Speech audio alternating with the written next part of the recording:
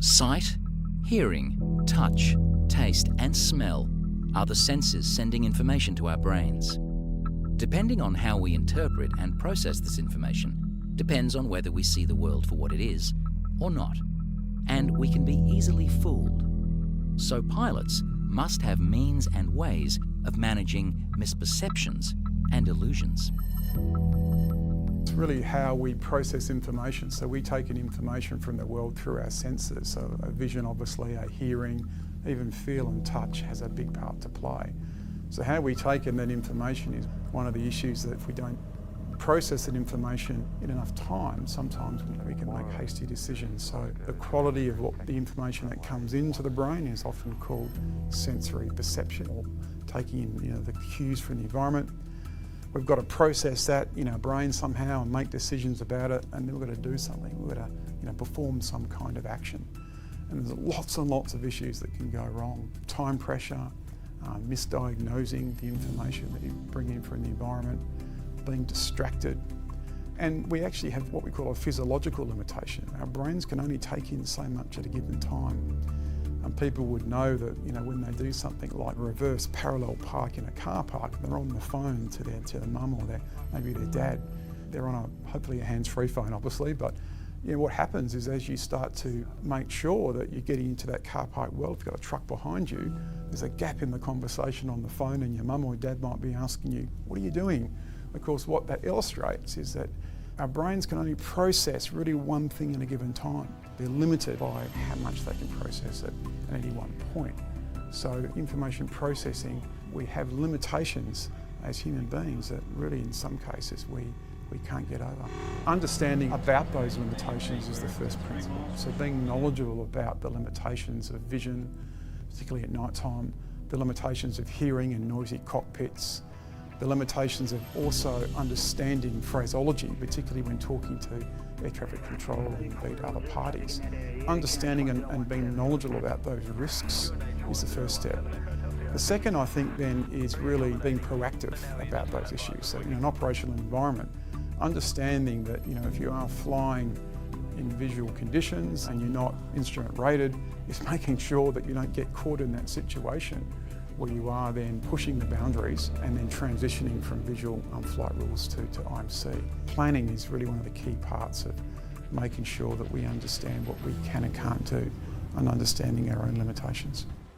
It's about how we process information, how we actually detect information or changes in a system, how we process that mentally and physically as well. So physical characteristics of the limitations of our eyesight or limitations of how much information we can actually manage and recall at a time.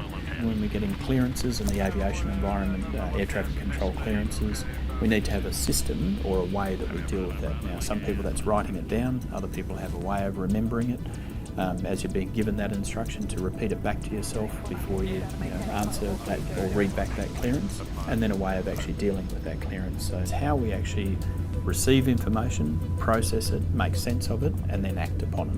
There's lots of examples of incorrect readbacks on clearances being cleared to a wrong level. There was a famous accident that happened with Flying Tigers, which was a cargo operation or airline many years ago.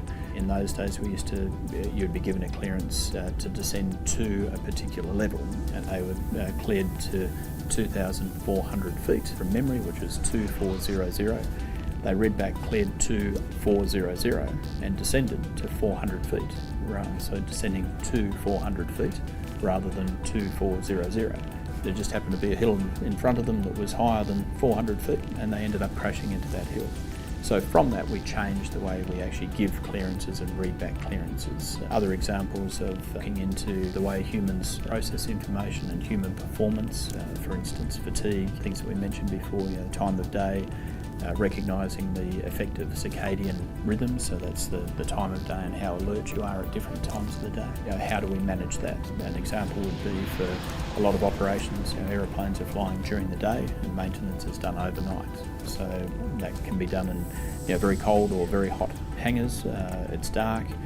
Trying to read task cards, which might be written in pretty light sort of faint font, often in the old days all in capital letters on a task card. So dealing with that in a better way to actually present the information to the engineers in a user-friendly way, dealing with those sort of issues to try and minimise those risks. In medicine, we have problems of sensory overload and machine overload and information overload. And it comes down to, in medicine, we're dealing with those priorities. Like when I go to a medical emergency team call, we have these priorities that we follow that we know work. Look after the airway. You know, are they breathing? Have they got a circulation? We follow that doctor's ABC again and again and again. So with all of the other processes that we follow in the critical care environment, there is a priority for those as well. There is breathing, there is oxygenation, there is circulation, then there's neurological function, then there's nutrition, removal of waste. I mean, all of this stuff, there is a systematic, prioritised approach that you can follow. And the same applies, in my experience, of understanding the priorities involved in the decision-making process, involved in flight. And now I recognise the value of making a lot of that algorithmic. Like I follow those clear-off checks when I'm flying. I do it. I just cycle through, rotate through, because it makes sense to me as a system that works in my other career. So the human mind is a remarkable piece of your body.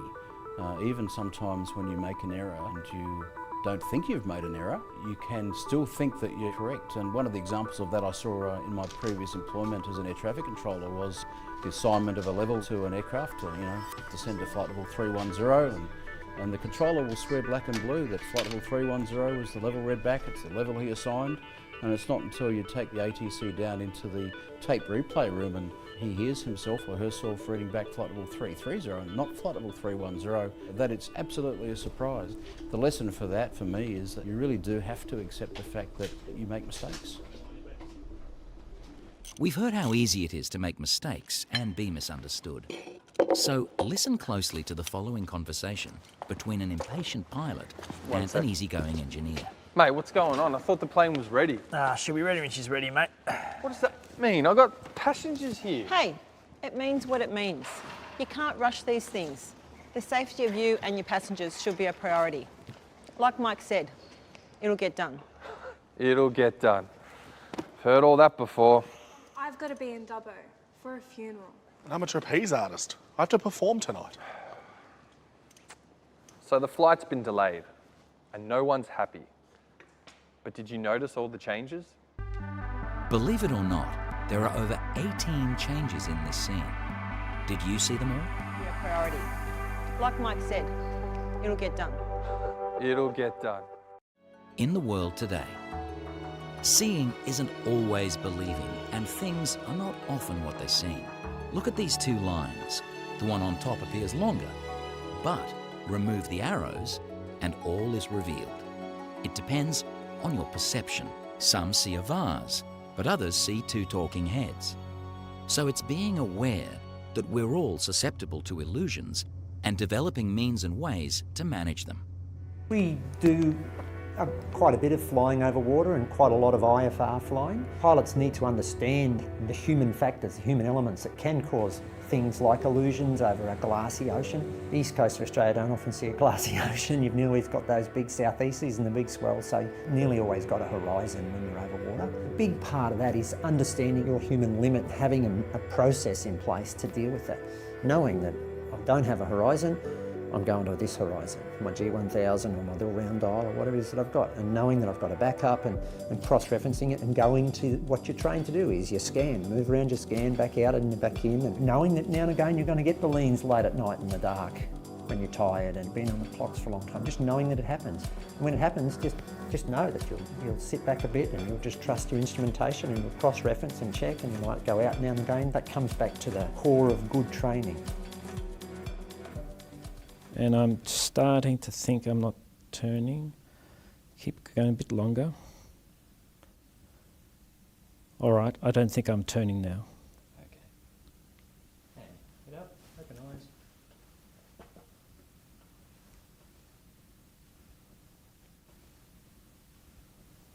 You okay? Yeah.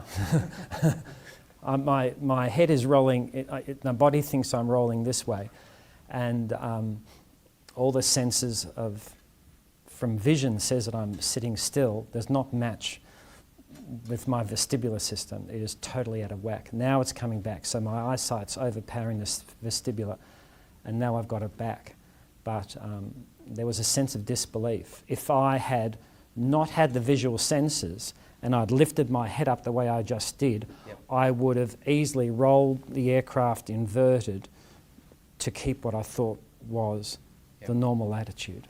I've been flying for 37 years, 17,000 hours. I had 11 years in the Air Force where we regularly, because of the three-dimensional manoeuvres we were doing in and out of cloud, we were regularly getting ourselves disoriented. So we were used to the conflict of the vestibular system and the instruments, and that was common day stuff for us.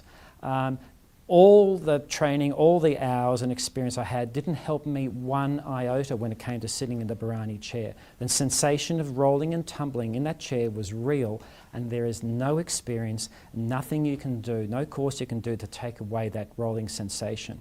You just have to understand it exists, live with it, and respond to it, which means you follow the instruments. Visual illusions can affect a pilot at night, particularly the land versus the sky. The reliance is to trust your instruments, to manage a very active scan rate on all your 6 basic flight instruments, to protect yourself from balloons and other visual illusions that could be part and parcel of that event. It's the understanding of what can occur and how you can become disorientated in certain circumstances. We call it an instrument rating. For good reason, because we're training you to trust those instruments and manage or replicate when you can't see a horizon, when you've got no visual cues, that you can gain the same information from the adaptation of your eyesight to the instrument panel. On a very dark night, a very dim lit cockpit, and the perception of rate of movement, of acceleration, is difficult to pick up because you can't see the side cues from the eyes and see the speed at which the aircraft's accelerating to. And so your only reference to speed is what you see on the airspeed indicator. When you reach your target liftoff speed, it's then transitioning from what you see as runway lights ahead, and as the nose pitches up, of course the runway lights disappear. And all you're left with is the power setting, the attitude, wings level, trimming the aircraft and flying a profile that clears the obstacles in the flight path. If you don't get on instruments as you transition into liftoff, you can very quickly become inverted and descend and hit the ground. Do not take your eyes off those instruments. Trust them. You must trust them, otherwise it'll kill you.